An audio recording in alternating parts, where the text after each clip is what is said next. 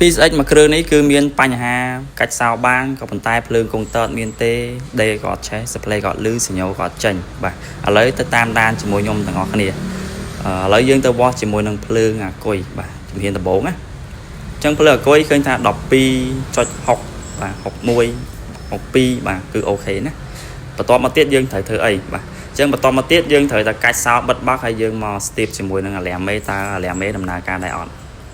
ចឹងសម្រាប់ករណីម៉ូតូដែលអាឡាមមេដំណើរការយើងតាមដានផ្សេងអាឡាមមេដែលអត់ដំណើរការយើងតាមដានផ្សេងបាទ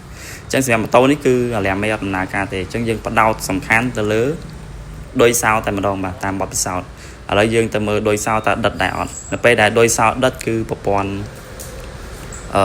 FI គឺអត់ដំណើរការទេដោយសារតែអាឡាមមេដំណើរការឥឡូវយើងវិធីងាយៗរបស់យើងយកទូរវិទ្យាវែងយើងទៅចាក់ពីក្រោយគូតរបស់ដុយសោបាទបើមានស្នឹមមានអីវាអាចនឹងដិតឡើងវិញណាបាទឥឡូវយើងទៅចាក់មើលហើយយើងបិទបើកសោសាក់មើលតើមានភ្លើងដែរអត់អញ្ចឹងឃើញថាម៉ូតូនេះគឺមានភ្លើងឡើងវិញបាទអញ្ចឹងម៉ូតូនេះគឺអត់មានផ្លាស់ប្ដូរច្រើនទេគឺបញ្ហារបស់គាត់អត់ដិតដុយសោយើងដោះខាត់ទៅជាការស្រេចបងប្អូនបាទ